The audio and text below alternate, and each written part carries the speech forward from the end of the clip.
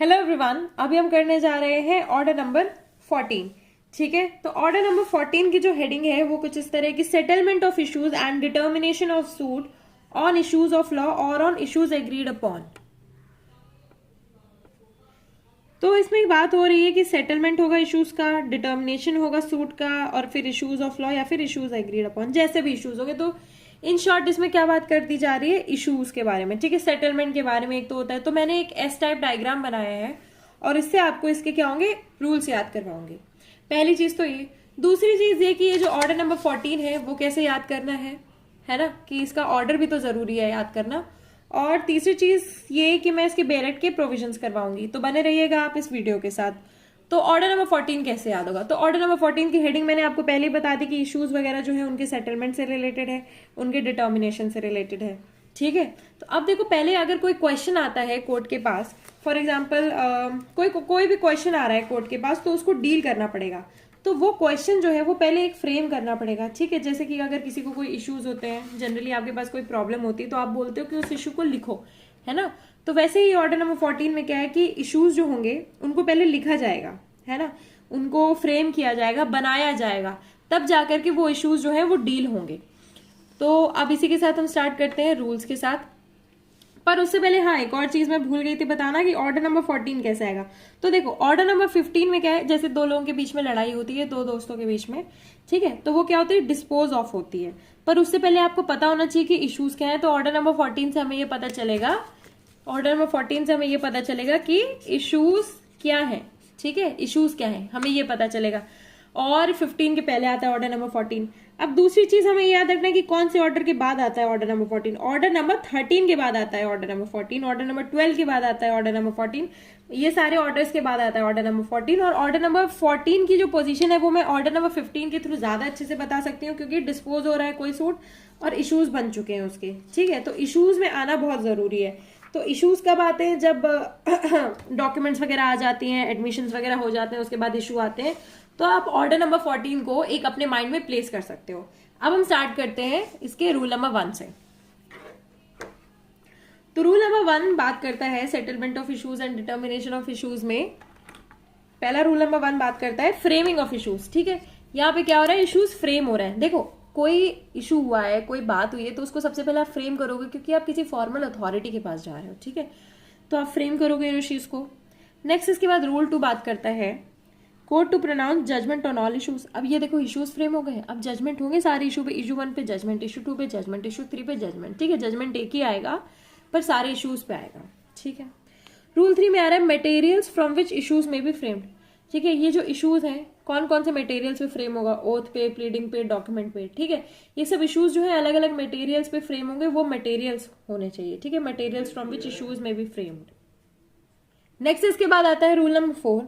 Rule number 4 बात करता है कोर्ट में एग्जामिन विटनेसेस और डॉक्यूमेंट्स बिफोर फ्रेमिंग इश्यूज। अब तुम्हें इश्यूज फ्रेम करने हैं, उस पर जजमेंट चाहिए, उसके मटेरियल्स वगैरह देने हैं। अब कोर्ट क्या करेगा, विटनेसेस को भी तो देखेगा। तुम्हें इश्यूज फ्रेम करने उससे पहले ऐसे थोड़ी तुम कोई भी पेपर भर दोगे। फॉर एग्जाम्पल, तुम्हें किसी कॉलेज का फॉर्म भरना है, तो फॉर्म भरने से पहले तुम्हारा वहां सिलेक्शन होना चाहिए, तुम्हारा एग्जामिनेशन होगा। तो इसमें क्या है, विटनेसेस। ठीक है, विटनेसेस का एग्जामिनेशन होगा, डॉक्यूमेंट्स वगैरह देखी जाएंगी ताकि वो इश्यूज फ्रेम हो सके। ठीक है, नेक्स्ट इसके बाद 5 है power to amend and strike out क्या इश्यूज।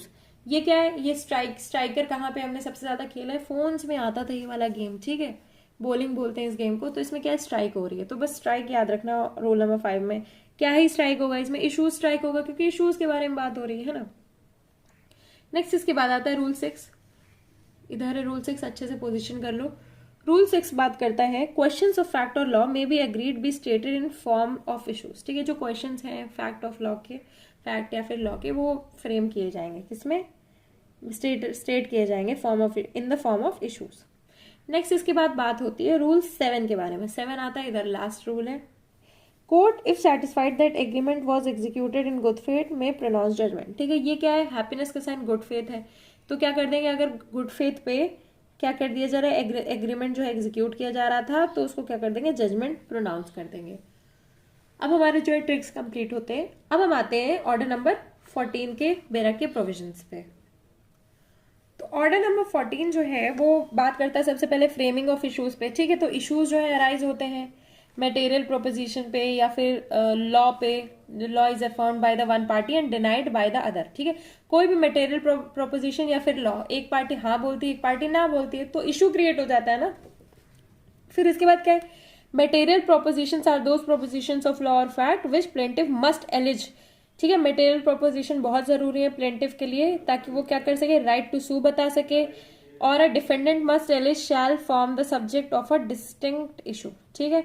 अगर डिफेंडेंट एलिज करता है तो डिस्टिंक्ट इशू फॉर्म होता है। इश्यूज दो टाइप के होते हैं, issue of fact, issue of law. देखो इसमें क्या है, फ्रेमिंग ऑफ इशू के बारे में बताया, पर इशू के बारे में ज्यादा बताया, इशूज क्या होते हैं इसमें उसके बारे में बताया जा रहा है। इशू फैक्ट के होते हैं, इशू लॉ के होते हैं, ठीक है। अब फर्स्ट हियरिंग पे क्या होगा, सब रूल 5 में बताया गया। देखो, at the first hearing of the suit the court shall after reading the plaint and the written statements, ठीक है। फर्स्ट हेयरिंग हम कर ही रहे हैं आगे। देखो फर्स्ट हेयरिंग जो है वो इसमें सिमिलरली डील कर दी जा रही है।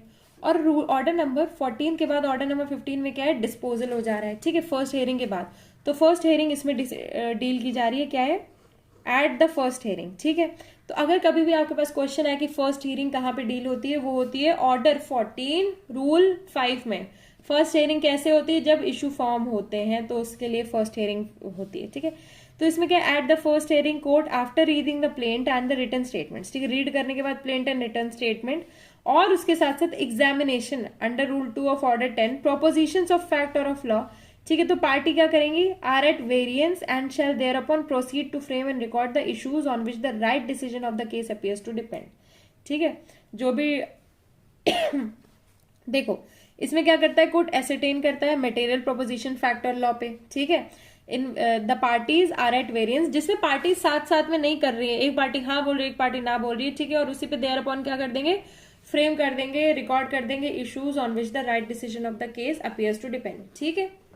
वो देखो फर्स्ट हियरिंग पे क्या है, कोर्ट का काम है कि कोर्ट देखेगा परखेगा और उसके बाद क्या कर देगा, उनकी राइट है कि वो इशू कर दें, इश्यूज क्रिएट कर दें फाइनली। नेक्स्ट है, nothing in this rule requires the court to frame and record issues where the defendant at the first hearing of the suit makes no defence, ठीक है। अगर डिफेंडेंट कोई defence नहीं करता है, ठीक है, तो कोर्ट क्या करेगा, इसमें रिक्वायरमेंट नहीं है कि कोर्ट क्या करे, फ्रेम करे, रिकॉर्ड करे इश्यूज, ठीक है, फर्स्ट हियरिंग पे। नेक्स्ट इसके बाद आ जाता है रूल 2। रूल 2 बात करते हैं court to pronounce judgement on all issues, जितने इश्यूज है सब पे जजमेंट आना जरूरी है, ठीक है। तो इसमें क्या है, as the case may be dispose of on preliminary issues, ठीक है, notwithstanding a case में भी अगर प्रीलिमिनरी इश्यूज पे केस डिस्पोज नहीं होता है तो क्या होगा, court shall subject to the provisions of sub rule 2 pronounce judgement on all issues, ठीक है। और सारे इश्यूज पे क्या करेंगे, कोर्ट जजमेंट प्रोनाउंस कर देंगे।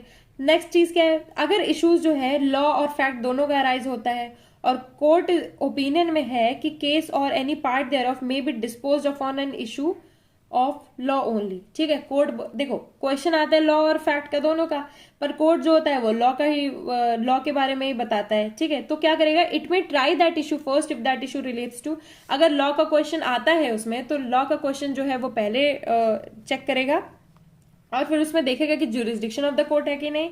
फिर इसके बाद क्या करेगा, bar to the suit created by any law for the time being in force, ठीक है, टाइमिंग इन फोर्स यानी कि उस टाइम पे जैसा भी चल रहा है बार कर देगा, to the suit created by any law, ठीक है। नेक्स्ट इसके बाद क्या है, and for the purpose may if it thinks fit postpone the settlement of other issues until after the issue has been determined and may deal with the suit in accordance with the decision on that issue, ठीक है। तो इसमें priority list है, priority है कि तुम्हें law वाले issues पे प्रायोरिटी मिलेगी, फिर उसमें लॉ वाला इशू है तो उसका ज्यूरिसडिक्शन और बार वगैरह चेक किया जाएगा, फिर इसके बाद कर देगा बाकी सूट्स बाद में, बाकी इश्यूज बाद में डिसाइड होंगे, ठीक है। तो इसका हेडिंग क्या है, court to pronounce judgement on all issues, but इसमें प्रायोरिटी लिस्ट है ना।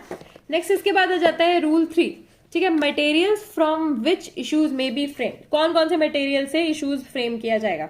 तो कोर्ट में frame the issues from all और any of the following materials, 3 materials दिए गए, एलिगेशंस, ठीक है, कि जज साहब इसने ऐसा कर दिया मेरे साथ, है ना, made on oath bye the parties. अब ओथ पे ही करोगे तुम, ओथ कहाँ पे आ जाती है, जब आप कोई कंप्लेन वगैरह करते हो, ठीक है, तो उधर ओथ आ जाती है। और by any person present on their behalf और made by the pleader of such parties, ठीक है, यानी कि एक एलिगेशन आना चाहिए।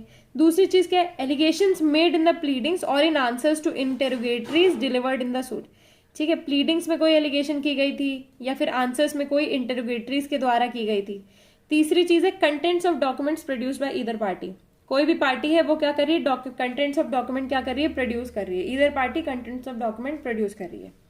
फिर इसके बाद आ जाते हैं हम रूल 4 में, ठीक है। देखो रूल 3 में बस यही कि कौन कौन से मटेरियल्स होंगे, अरे इश्यूज जो चीजें क्रिएट करती हैं कौन कौन से होंगे, दो लोगों में बात हो रही है उनके बीच में क्या है, इल्जाम लग गया, ठीक है, इल्जाम लग गया, या तो तुम लगाओ या तो तुम्हारा कोई कोई कोई तुम्हारे से एसोसिएटेड लगाए, ठीक है। फिर इसके बाद दूसरी चीज क्या आती है, कोई डॉक्यूमेंट भी इसमें इन्वॉल्व हो जाती है, कंटेंट्स ऑफ डॉक्यूमेंट जो भी कि अरे तुमने मेरे बारे में ये लिख दिया है ना, तो इससे क्या होता है कि इश्यूज क्रिएट हो जाते हैं। तो यही क्या है, मटेरियल्स है।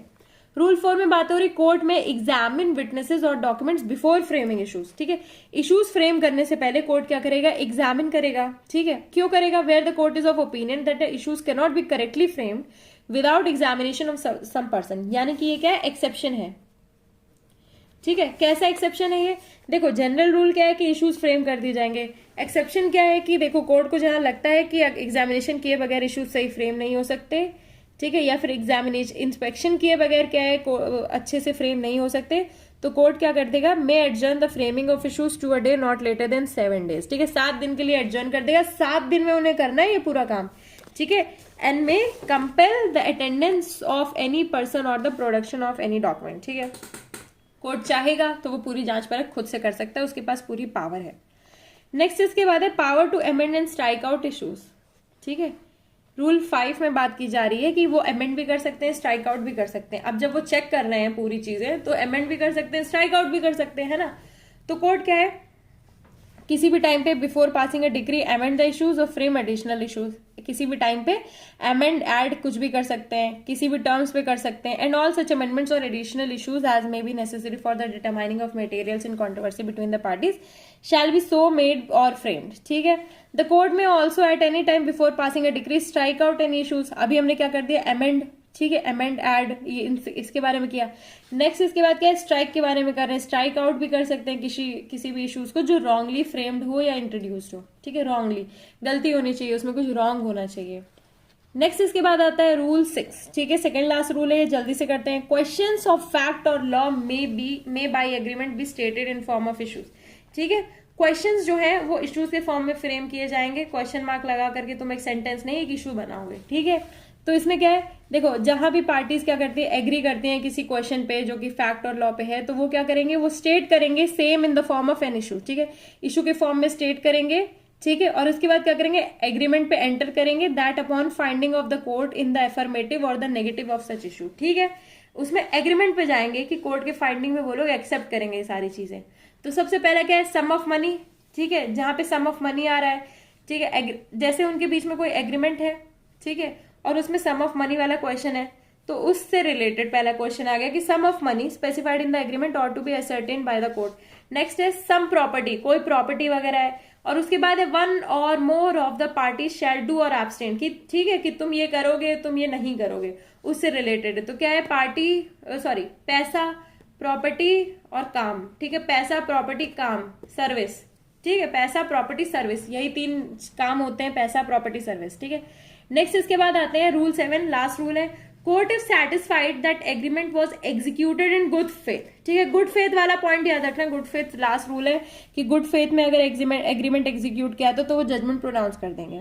इसमें क्या है, where the court is satisfied that after making such inquiry as it deems proper that the agreement was duly executed by the parties. Agreement, हम ऊपर एग्रीमेंट के बारे में हमने इस वाले रूल में बात की, रूल 6 में, इसमें भी यही है कि एग्रीमेंट जो है ड्यूली एग्जीक्यूट किया गया था पार्टी ने।